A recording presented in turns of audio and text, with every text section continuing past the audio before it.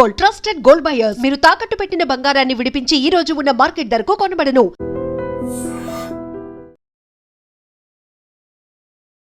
Sir, Pakistan మనకి మధ్య జరిగిన సింధూర్ ఆపరేషన్ అంతా పక్కకు వచ్చిన తర్వాత ఇప్పుడు సౌదీతో వాళ్ళకు రక్షణ ఒప్పందం జరుగుతుంది.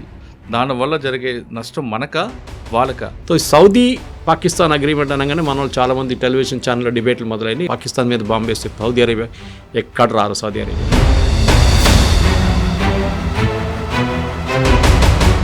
సంతకాలు పెట్టడం ఒకటి, యాక్ట్ చేయడం ఒకటి. బలూచిస్తాన్లో జరుగుతున్న అంతర్గత విభేదాలకి భారత్లో ఉన్న రా ఏజెంట్లు చేస్తున్నారని పాకిస్తాన్ ఆరోపిస్తుంటారు. సార్, పాకిస్తాన్లో ఇప్పుడు మన స్పై ఒక ఆయన ఉన్నారు, రా ఏజెంట్ అని. పాకిస్తాన్ పట్టుకుని జైలు వేశారు. ఆయన ఎక్కడి నుంచి పట్టుకున్నారు సార్? ఇరాన్ నుంచి పట్టుకెళ్ళారు, ఇరాన్ బార్డర్ నుంచి. ఆపరేషన్ సింధూర్ సక్సెస్ అయ్యాం, మళ్ళీ మన మీద పహల్గాన్ దాడి, ఆపరేషన్ సింధూర్. ఈ నేపథ్యంలో భారత్ పాక్ మ్యాచ్ అవసరం అన్నది చర్చ వచ్చింది. ఈ ఐసీసీ మ్యాచ్ అనేది దీనికి ఒక చాలా పెద్ద కాంట్రాక్ట్ ఉంది. భారతదేశం పుల్అవుట్ అయితే $16 మిలియన్ కట్టాల్సి వచ్చింది.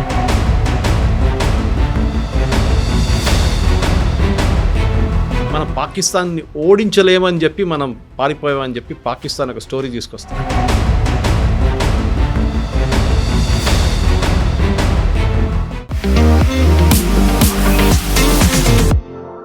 Welcome to iDream.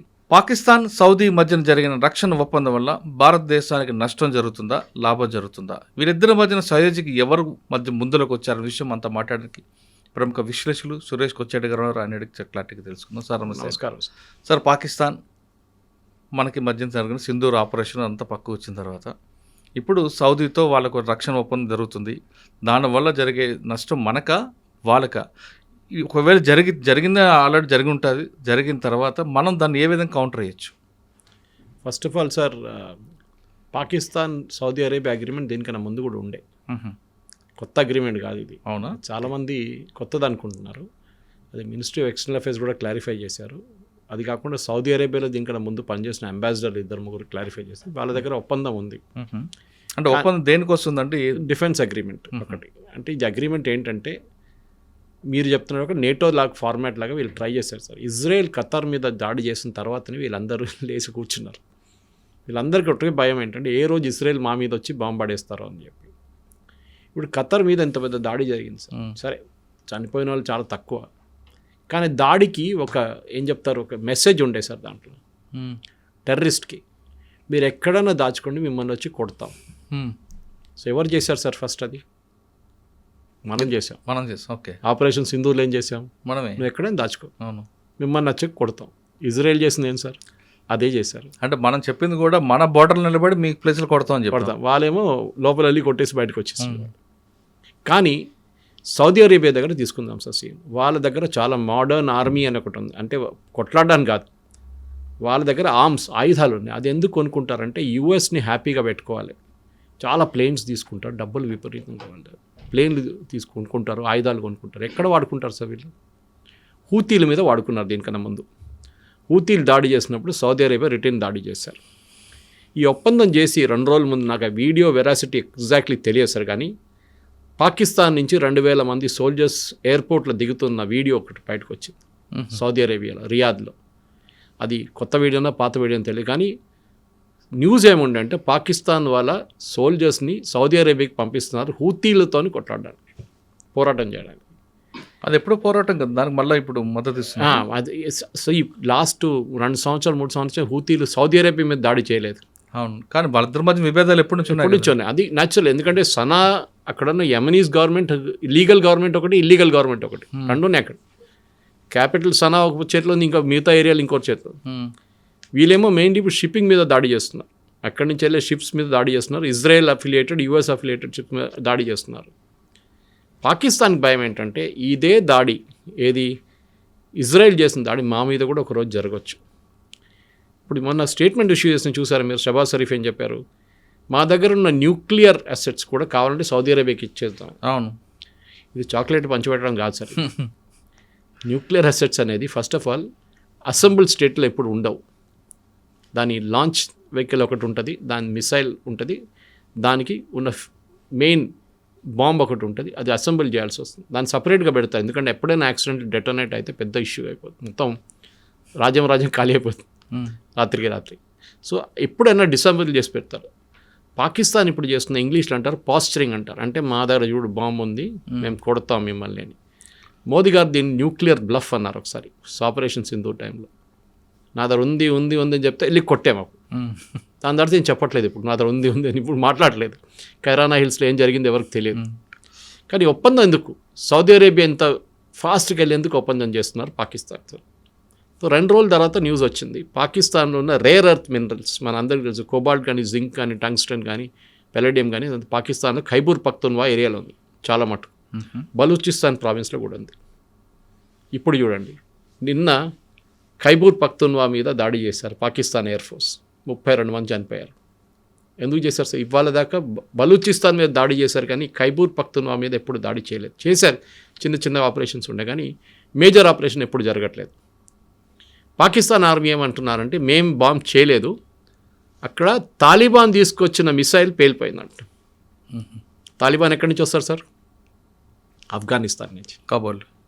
అంటే ఇప్పుడు పాకిస్తాన్కి 2 ఫ్రంట్ వార్ వచ్చేసింది. ఇప్పుడు ఒకటి వైపు భారతదేశం, ఇంకోటి వైపు ఆఫ్ఘనిస్తాన్ నుంచి తాలిబాన్ కొట్టడం. దానికి తెహ్రీక తాలిబాన్ వాళ్ళు ఆల్రెడీ ఉన్నారు అక్కడ, వాళ్ళు కొడుతున్నారు రెగ్యులర్గా. సార్ వాళ్ళతో పాటు బలుస్తాన్ కూడా ఎప్పుడు పక్కల బల్లిలో ఉంది కదా వాళ్ళది. దానికోసం చూడండి సార్, యుఎస్ శాంక్షన్స్ లిస్ట్ ఇన్ని రోజులు పెట్టకుండా ఇప్పుడు పెట్టారు. బలూచిస్ని శాంక్షన్స్ లిస్ట్లో పెట్టారు, టెర్రర్ ఆర్గనైజేషన్ అని చెప్పి.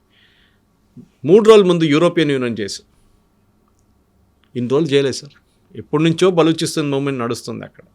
ఎప్పటి నుంచో అక్కడ జాఫర్ ఎక్స్ప్రెస్ మీద బాంబు దాడి చేసి చాలామంది పాకిస్తాన్ సోల్జర్స్ చంపారు. అప్పుడు ఏం లేని ప్రశ్నకి ఇప్పుడు ఎట్లా వచ్చింది? సో సౌదీ అరేబియా డీల్ మనం భయపడక్కర్లేదు. It's more of optics. ఎందుకంటే సౌదీ అరేబియా రెగ్యులర్ ఆర్మీ లేదు, వాళ్ళ దగ్గర ఉన్నంత హైర్డ్ ఆర్మీ చాలా మటుకు. అంటే వాళ్ళు ప్రొఫెషనల్గా ఇప్పుడు యూరోపియన్లో మనం ఒక యూకే ఆర్మీ తీసుకుందాం, లేకుంటే మనం ఈవెన్ రష్యన్ ఆర్మీ తీసుకుందాం, ఎంతైనా కానీ ఇంత ధ్వంసం జరిగినా కానీ భారతదేశ ఆర్మీ తీసుకుందాం, మనం ట్రైన్డ్ ఆర్మీ మనది. Even Pakistan for that matter. Saudi Arabia దగ్గర అది లేదు సార్. సౌదీ అరేబియా క్యాల్కులేషన్ అంటే రేపు ఇజ్రాయెల్ మా మీద దాడి చేస్తే మమ్మల్ని ఎవరు రక్షిస్తారు? దే షుడ్ బి సంబడి కదా. వాళ్ళ దగ్గర కూడా జెట్స్ ఉన్నాయి, ఫ్లై చేస్తారు, అది చేస్తారు. కానీ ఇది చిన్నపిల్లల ఆట కాదు, ఇది ఏదో సైకిల్ మీద నడిపించుకుంటూ పోయి బాంబులు వేయడం కాదు కదా. ఇది ట్రైన్డ్ కావాలి. సో ట్రైన్ పాకిస్తాన్ దగ్గర. ఇప్పుడు కూడా మీరు చూడండి, ఈ సౌదీ అరేబియా లాంటి కంట్రీస్లో అక్కడున్న పోలీస్ ఫోర్స్ కానీ ఆర్మ్ ఫోర్సెస్ మిగతా దేశాల నుంచి వస్తారు. కాంట్రాక్ట్ మీద తీసుకుంటారు. 2 సంవత్సరాలు 3 సంవత్సరాలు 5 సంవత్సరాలు కాంట్రాక్ట్ మీద తీసుకుంటారు. యూజువలీ గవర్నమెంట్ ఉంటుంది అగ్రిమెంట్స్. అది పాకిస్తాన్ గవర్నమెంట్తో ఒప్పందం చేస్తారు, వాళ్ళు పంపిస్తారు, కొత్తగా మళ్ళీ ఇంకో ట్రూపర్స్ని ఇంకో నెక్స్ట్ వస్తారు అన్నమాట. ఈ అగ్రిమెంట్తో భారతదేశానికి ఏ థ్రెట్ లేదు. ఎందుకంటే మన మీద ఎవరు దాడి చేస్తారు? సౌదీ అరేబియా చేస్తారా? ఎంత దూరం రావాలి దానికి? వాళ్ళు అక్కడి నుంచి ఫ్లై చేసుకుని ఇక్కడ దాకా 4 గంటలు 5 గంటల సేపు పడుతుంది వాళ్ళకి. వాళ్ళు రాలేరు, వాళ్ళకి అంత కేపబిలిటీ లేదు. ఇజ్రాయెల్ కాదు వాళ్ళు. పాకిస్తాన్ చేస్తారా? పాకిస్తాన్ ఏమంటుంది, మా మీద ఎవరైనా దాడి చేస్తే సౌదీ అరేబియా మా హెల్ప్కి వస్తుందని. అదే వాళ్ళ మీద చేస్తే మా మీద చేసినట్లుగా ఒక స్టేట్మెంట్ కూడా ఇప్పించారు. సో ఖతార్తో ఎందుకు చేసుకోలేదండి ఇది ఒప్పందం? బహ్రెయిన్తో ఎందుకు చేసుకోలేదండి ఒప్పందం? ఇది ఆ రోజు ఖతార్లో దోహాలో మీటింగ్ జరిగింది. మీరు అందరు వచ్చారు, foreign ministers of all Arab countries వచ్చిన తర్వాత అక్కడ డిసిషన్ ఏం తీసుకున్నారంటే నేటో లాగా ఒక అగ్రిమెంట్ చేద్దాం మనం చెప్పారు. దాన్ని యూఎస్ అప్పుడే కొట్టుపడేస్తుంది, మీరు ఏ అగ్రిమెంట్ చేయకూడదని చెప్పి. అంటే ఇజ్రాయెల్ ఏం చెప్పారంటే వీళ్ళు ఎక్కడెళ్ళి కూర్చున్నా కానీ వాళ్ళు ఖతార్లో ఉన్నారు, రేపు వెళ్ళి సౌదీ అరేబియాలో కూర్చుంటే మేము అక్కడ కూడా వచ్చి కొడతాం. దేనికన్నా ముందు మేము ఇరాన్లో కొట్టాం, మేము ఇప్పుడు ఖతార్లో కొట్టాం, రేపు సౌదీ అరేబియా ఉంటే అక్కడ కూడా వెళ్ళి కొడతాం. వీళ్ళకి దాచుకోవడానికి ప్లేస్ ఉండదు హమాస్కి. సో సౌదీ పాకిస్తాన్ అగ్రిమెంట్ అనగానే మన వాళ్ళు చాలామంది టెలివిజన్ ఛానల్లో డిబేట్లు మొదలైనవి. పాకిస్తాన్ రేపు మనం పాకిస్తాన్ మీద బాంబు వేస్తే సౌదీ అరేబియా ఎక్కడ రారు. సౌదీ అరేబియా వాళ్ళు పని చూసుకుంటారు, వాళ్ళకి దీంతో ఏ సంబంధం లేదు. సంతకాలు పెట్టడం ఒకటి, యాక్ట్ చేయడం ఒకటి. ఇప్పుడు యుక్రెయిన్ వార్లో కూడా చూడండి సార్, ఏం పెద్ద స్టేట్మెంట్ ఇచ్చారు యూరోపియన్ యూనియన్ కంట్రీస్. రష్యా దాడి చేస్తే మేము యుక్రెయిన్ మీద మేము పట్టించుకోం, మేము కూడా మా మంచి బూట్స్ ఆన్ ద గ్రౌండ్ అంటే మా సోల్జర్స్ని పంపిస్తా అన్నారు. ఒక్క కంట్రీ చెప్పండి సార్ సోల్జర్స్ని పంపించింది? లేదు. మేము జెట్స్ తీసుకెళ్ళి మేమే మా జెట్స్తో బాంబ్ చేపిస్తాం అన్నారు. అది ఎప్పుడు చేయదు. కొన్ని పాత ప్లేన్లు ఇచ్చింది అంతే వాళ్ళకి ఆడుకోవడానికి. తో చెప్పడం ఒకటి, చేయడం ఒకటి. చేసేటోడు ఎప్పుడు చెప్పడు, చేసి చూపిస్తాడు. ఇజ్రాయెల్ పాలసీ ముందే మేము ఖతార్ మీద బాంబ్ చేయబోతున్నది ఎప్పుడు చెప్పలేదు. వెళ్ళి కొట్టేశారు, ఖతం చేసి వచ్చేసారు. And they admitted, accept the responsibility also. మేమే చేస్తామని చెప్పి వాళ్ళకి భయం లేదు దాంట్లో. మనమైనా కొంచెంసేపు ఆలోచిస్తాం అది చెప్పాలన్నా వద్దా అని చెప్పేసి. సో సౌదీ అరేబియాకి ఉన్న లిమిటెడ్ కెపాసిటీ, చాలా లిమిటెడ్ కెపాసిటీ. ఆయుధాలు ఉన్నాయి నేను చెప్పినట్లు దీనికన్నా ముందు, కానీ ఆయుధాలు ఆపరేట్ చేసిన మనుషులు కావాలి, టెక్నికల్ పవర్ కావాలి. అది పాకిస్తాన్ దగ్గర నుంచి బారో చేసుకుంటారు. ఓకే, పాకిస్తాన్ వాళ్ళు ఒక టెస్టింగ్ గ్రౌండ్గా వాడుకుంటారు. రేపు హూతీలతో కొట్లాడుకుంటే హూతీలు ఆల్రెడీ వార్నింగ్ ఇచ్చారు మొన్న, మా దగ్గర వస్తే మేము వచ్చిన పాకిస్తాన్ సోల్జర్ అందరినీ కాఫిన్లో పెట్టి షావన్లో పెట్టి మేము పంపిస్తాం రిటర్న్ అని చెప్పేసి. So Pakistan will not dare do it. వాళ్ళు హూతీలతో ఏం కొట్లాడబెట్టుకోరు, ఎందుకంటే ముస్లిం అటాకింగ్ ముస్లిం అయిపోతున్నారు. అవును, అది పెద్ద సరే, అది షియా సున్నీ ఇష్యూ ఇంకోటి ఉంది, కానీ ఇది మెయిన్లీ ఒక ముస్లిం నేషన్ ఇంకో ముస్లిం నేషన్. దానికోసం నిన్న కూడా ఫస్ట్ టైం పాకిస్తాన్ ఖైబర్ పఖ్తూన్ఖ్వా మీద చేసిన బాంబింగ్ని ఇంటర్నేషనల్ లెవెల్ ఏం చూసారంటే, ఒక కంట్రీ వాళ్ళ సిటిజన్స్ మీద బాంబ్ చేశారు. మీరు ఎక్కడ విన్నారు ఇది? బహుశా ఇప్పుడు చెప్తే ఇందిరాగాంధీ గారు చేశారు కదా, మణిపూర్ మీద బాంబింగ్ చేశారంటే, అది ఆ టైంలో ఒక అవుట్ఫిట్ ఉండే, ఒక ఏం చెప్తారు గెరిల్లా అవుట్ఫిట్ ఉండే, వాళ్ళని అరికట్టడానికి చేసిన పని. అది రైట్ ఆర్ రాంగ్? ఇప్పుడు బీజేపీలు కూడా అదే తీసుకుంటున్నారు కాంగ్రెస్ వాళ్ళ మీద, మీ ఇందిరాగాంధీ బాంబ్ చేసింది అప్పుడు మీరు ఎక్కడ ఉన్నారని చెప్పి. కానీ that is a different context. కానీ ఇప్పుడు ఏ దేశం సార్ చెప్పండి మీరు? యూఎస్లో ఉన్న ఎవరు దాని మీద బాంబింగ్ చేస్తారు ఇవాళ దాకా? చేయరు. ఏ దేశం చేయరు. సరే, టర్కీ, కుర్దిస్తాన్ ఆ ఇష్యూ, అలా ఇరాక్లో కూడా ఆ ప్రాబ్లం ఉండే, కుర్దు ప్రాబ్లం. ఇప్పుడు ఆ ప్రాబ్లం సార్ట్అవుట్ అయిపోయింది. ఎప్పుడు చేయరు సార్. సో ఫస్ట్ టైం మనం చూస్తున్నాం ఒక నేషన్ లైక్ పాకిస్తాన్ ఇన్ని సంవత్సరాల నుంచి అక్కడ ఫార్మేషన్, మన ఇండిపెండెన్స్ అయ్యే టైం నుంచి నడుస్తుంది. 75 సంవత్సరాలు చేయని పని ఇప్పుడు చేశారు వాళ్ళు, బాంబింగ్. దీంతో అక్కడున్న మొత్తం ఈక్వేషన్స్ మారిపోయింది సార్. ఖైబర్ పఖ్తూన్ఖ్వా అనేది ఒక రెబెల్ కంట్రీ లాగా, ఒక మినీ ఆఫ్ఘనిస్తాన్ అనుకోండి. అక్కడ లా నడవదు, పోలీసులు నడవరు, ఆర్మీ పని అసలు పని లేదు. They are law and to themselves అంతే. మీరు తాలిబాన్ ఆఫ్ఘనిస్తాన్లో వెళ్ళి మేము లా, కోర్టు, జడ్జ్ అంటే వాళ్ళు తుపాకీ తీసుకుని కాల్ చంపేస్తారు, కథ అయిపోయింది, ఇంకేం మాట్లాడతావు. ఇది కూడా అంతే. It's a very rebel territory అన్నమాట. చాలా మటుకు మన ఆఫ్ఘనిస్తాన్ లాగా ఉంటుంది చూడడానికి, మనం ఒక స్ట్రక్చర్ లాగా, మొత్తం డస్టీ ఏరియా, అసలు కన్స్ట్రక్షన్స్ ఏం లేవు ఎక్కువ. అక్కడ రియల్ ఎస్టేట్ అనేది ఒక బేసిక్ హౌసింగ్ ఉంటుంది అంతే. మీరు బలూచిస్తాన్లో చూస్తున్నారు చూడండి, అంత డెవలప్మెంట్ కూడా ఖైబర్ పఖ్తూన్ఖ్వాలో లేదు. సరే, మీరు బలూచిస్తాన్ గురించి మాట్లాడారు. బలూచిస్తాన్లో జరుగుతున్న అంతర్గత విభేదాలకి భారత్లో ఉన్న రా ఏజెంట్లు చేస్తున్నారని పాకిస్తాన్ ఆరోపిస్తుంటుంది. సాధారణంగా మన దగ్గర ఉన్న బాంబింగ్కి దానికి పాకిస్తాన్ ఐఎస్ఐ యాక్టివిటీస్ వాళ్ళు వస్తుంటారు, చేస్తుంటారు అనేది మనం ప్రూవ్ చేసాం. రా అన్న వాళ్ళు అంత స్థాయికి దిగుతారా సార్? పాకిస్తాన్లో ఇప్పుడు ఒక మన స్పై ఒక ఆయన ఉన్నారు, రా ఏజెంట్, ఆయన పేరు మర్చిపోయాను నేను, సింగ్ అనుకుంటే, ఏదో ఒక ఇండియన్ నేవీలో పనిచేసిన ఓకే, ఒక ఆయన్ని పాకిస్తాన్ పట్టుకుని జైల్లో వేశారు. అవును. ఆయన ఎక్కడి నుంచి పట్టుకున్నారు సార్? ఇరాన్ నుంచి పట్టుకెళ్ళారు, ఇరాన్ బార్డర్ నుంచి. దాని తర్వాత మీకు గుర్తుంటుంది సార్, 6 నెలల ముందు 8 నెలల ముందు ఇరాన్ అండ్ పాకిస్తాన్ ఒక బాంబింగ్ క్యాంపెయిన్ చేశారు, వాళ్ళ మీద వీళ్ళ మీద. ఎందుకు చేశారు? పాకిస్తాన్ ఏం అలర్ట్ చేస్తున్నారు అంటే, బలూచీస్ని ఇరాన్ ఆయుధాలు ఇచ్చి హెల్ప్ చేస్తున్నారు మా మీద దాడి చేయడానికి. మనం చేసామా సార్? కాదు. ఇరాన్ మీద ఆరోపణ చేశారు పాకిస్తాన్ ఓపెన్గా, మీరు ఆయుధాలు ఇస్తున్నారు, మా సోల్జర్స్ మీద వచ్చి దాడి చేస్తున్నారు, జాఫర్ ఎక్స్ప్రెస్ మిగతా అన్నీ చేశారు. రా ఏజెంట్స్ చెప్పడం అది చాలా, నేను I won't be one surprised. మనం చేస్తే తప్పేంటి సార్? మన మీద కాశ్మీర్లో ఏం చేస్తున్నారు వీళ్ళు? అవును, అదే పని చేస్తున్నారు కదా. మనం మహాత్మా గాంధీ ఫిలాసఫీ ఇప్పుడు పనికిరాదు సార్. ఒక చంప మీద కొడితే ఇంకో 2 సార్లు కొడతాం మన చంప మీద, అంతే. సో మనం కూడా అదే పని చేస్తున్నాం. వాళ్ళు we will also keep their border restrict. అక్కడ మనం కూడా వాళ్ళని ఎప్పుడు టెన్షన్లో ఉంచుకోవాలి వాళ్ళు. సరే, కాశ్మీర్ వ్యవహారం వచ్చారు మీరు. ఆపరేషన్ సింధూర్ సక్సెస్ అయ్యాం, మళ్ళీ మన మీద పహల్గాం దాడి, ఆపరేషన్ సింధూర్. ఈ నేపథ్యంలో భారత్ పాక్ మ్యాచ్ అవసరం అన్నది చర్చ వచ్చింది సార్. ఈ ఐసీసీ మ్యాచ్ అనేది దీనికి ఒక చాలా పెద్ద కాంట్రాక్ట్ ఉంది. ఇన్ఫ్యాక్ట్ భారతదేశం పుల్అవుట్ అయితే $16 మిలియన్ కట్టాల్సి వచ్చింది. $16 మిలియన్, ఎందుకంటే television rights, advertising rights, ticket స్టాండ్లో టికెట్స్ దాన్ని అమ్మేశారు ఆల్రెడీ. కరెక్ట్, మీరు అడిగిన ప్రశ్నకి ఆడాలన్నా వద్దా అనేది ఇప్పుడు ఆలోచించండి. భారత్ బాయ్కాట్ చేస్తుంది అనుకోండి, $16 ఏమవుతుంది సార్? నష్టం జరుగుతుంది. నష్టం పోతే అది కూడా మనం కట్టేస్తాం. 16 మిలియన్ డీసీసీకి చిన్న అమౌంట్. కానీ అది కాదు ఇంపార్టెంట్. మనం పాకిస్తాన్ని ఓడించలేమని చెప్పి మనం పారిపోయామని చెప్పి పాకిస్తాన్ ఒక స్టోరీ తీసుకొస్తాం. కానీ ఆ స్టోరీ తీసుకొస్తారు కరెక్టే, కానీ వాళ్ళకు కవ్వింపు చర్యలు మాత్రం ఉన్నాయి కదా. సెకండ్ ఇవ్వకుండా వెళ్ళడం ఒకటి, బ్యాట్ పట్టుకొని వెపన్ లాగా చూపించడంతో పాకిస్తాన్ ఏంటంటే సెల్ఫ్ గోల్ కొట్టుకున్నారు. అది 6 చూపించాడు బౌండరీ దగ్గర. సో పాకిస్తాన్ ఓడిపోయారు, షేక్ హ్యాండ్ చేయలేదు ఫస్ట్ టైంతో. ఏమందరూ అనుకున్నారు సెకండ్ టైం షేక్ హ్యాండ్ చేస్తారో బహుశా, సెకండ్ టైం కూడా చేయలేదు. చేయలేదు.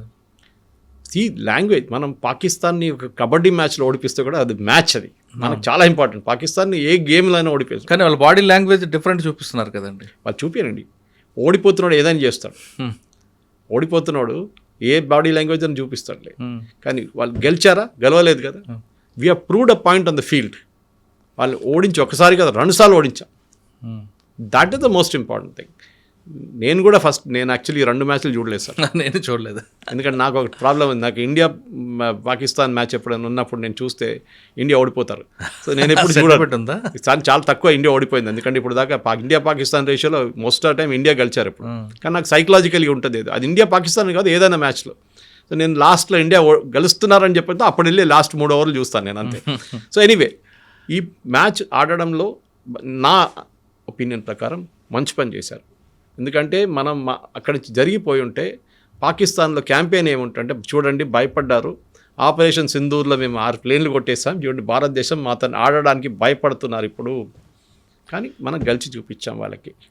పాకిస్తాన్ కూడా బాయ్కాట్ చేస్తా అన్నారు కదా సార్, షేక్ హ్యాండ్ చేయకపోతే ఫస్ట్ మ్యాచ్ తర్వాత థర్డ్ ఎంపైర్ని తీసేయమని చెప్పారు కదా మ్యాచ్ రెఫరీని. చేశారా? లేదు. మర్యాదగా వచ్చారు, కొంచెం మ్యాచ్ డిలే చేశారు, 27తో డిలే చేశారు, రిటర్న్ వచ్చారు కదా మళ్ళీ లైన్కి వచ్చేసారు. సో ఐ థింక్ ఒక డిప్లొమాటిక్ లెవెల్ చూస్తే ఇంకోటి, స్పోర్టింగ్ లెవెల్ చూస్తే ఇంకోటి, కమర్షియల్ డీల్లో చూస్తే ఇంకోటి. సరే మనం ఇప్పుడు దుబాయ్లో ఆడుతున్నాం. ఎందుకు దుబాయ్లో ఆడుతున్నాం? ఢిల్లీలో ఆడొచ్చు కదా సార్. ఇదే మ్యాచ్ ఢిల్లీలో జరిగితే పాకిస్తాన్ వస్తారా సార్? దుబాయ్లో ఎందుకు ఆడే ముందు మనం షార్జాలో ఆడుతున్నాం, మీకు గుర్తుండి. ఇప్పుడు కాదు, దీనికన్నా ముందు Sharjah was a common ground. Sharjah cup కూడా ఉంది కదా. Sharjah was a common. ఎందుకు షార్జాకి వెళ్ళాం మనం? ఎందుకంటే పాకిస్తాన్ ఇండియాకి రావడానికి భయపడతారు. సో ఇప్పుడు మనం ఆ మ్యాచ్ మంచిది అంటారు. We have buried the ghost అంటాం ఇంగ్లీష్లో. అక్కడ అయిపోయింది, మనం అక్కడ దఫనా చేసేసాం కంప్లీట్గా. ఇప్పుడు వాళ్ళే కొట్టుకుంటున్నారు. ఇప్పుడు వాళ్ళ కామెంటేటర్ వసీం అక్రమ్ కానీ మిగతా వాళ్ళు తిట్టుకుంటున్నారు పాకిస్తాన్ టీం. ఏంట్రా ఇది, ఒకసారి ఓడిపోయారు 2 సార్లు ఓడిపోయి ఎందుకుంటున్నారు మీరు అని చెప్పేసి. చిన్న టోటల్ కాదు, సెకండ్ టైం మనం క్రాస్ చేస్తుంది. 171 is not a small total. I think highest, చేసింగ్లో India highest in Asia cup. Okay. So politics పక్కన పెట్టాలి సార్ ఎప్పుడు స్పోర్ట్స్లో. సరే ఎమోషనల్గా కరెక్ట్, పహల్గామ్ జరిగింది, ఆపరేషన్ సింధూర్ చేసాం. కానీ మనం బాయ్కాట్ చేస్తే what message does it send out అనేది మనం చూడాలి. మనకేమైనా బెనిఫిట్ వస్తుందా? ఏం రాదు, ఉన్న నష్టమే. ఆడడం బెటర్, ఆడి చూపించి వాళ్ళని ఓడిపించాలి. అది చేసాం మనం. దట్ ఈస్ మై, మిగతా ప్రేక్షకులకి ఇంకా ఒపీనియన్ ఉండొచ్చు, కానీ బహుశా నా ఒపీనియన్ ఇట్స్. చెప్పేవాడు చేయడు, చేసేవాడు చెప్పడు అని అంటున్నారు సురేష్ గారు. పాకిస్తాన్ సౌదీస్ మధ్యన ఒప్పందం వల్ల మనకు ఏ మాత్రం ఒరిగేది లేదు, మనం హ్యాపీగా ఉండొచ్చు అంటూ సురేష్ గారి విశ్లేషణ. ఇది పాకిస్తాన్ సౌదీ మధ్యన జరిగిన ఒప్పందంపైతో పాటు పాకిస్తాన్ ఇండియా క్రికెట్ మ్యాచ్పై సురేష్ గారి విశ్లేషణ. మరో అంశాల్లో మళ్ళీ కలుద్దాం. అంతవరకు నమస్తే. థ్యాంక్ యూ అండి. Thank you sir. And don't forget to subscribe to iDream. And for more videos, please subscribe to iDream. Please subscribe to iDream. Please subscribe iDream. And please subscribe to iDream. For more videos, subscribe to iDream. please like, share and subscribe to the channel. Congratulations, iDream. Subscribe to iDream. Subscribe to iDream. So subscribe to iDream Media. iDream ki iDream team andarki huge congratulations. Please subscribe iDream Media. Please subscribe to iDream. Subscribe iDream. Please subscribe to iDream. iDream అంటే నా కళల ఛానల్ను subscribe చేసుకున్న నోరు తిరుగుతలేదు, మీరైతే గంట గుర్తు కొట్టండి. For more such videos, please subscribe to iDream. Subscribe to iDream. Please subscribe to iDream. Please subscribe iDream Media. Please do subscribe to iDream. Please subscribe to iDream Media. For best entertainment and information, please subscribe iDream.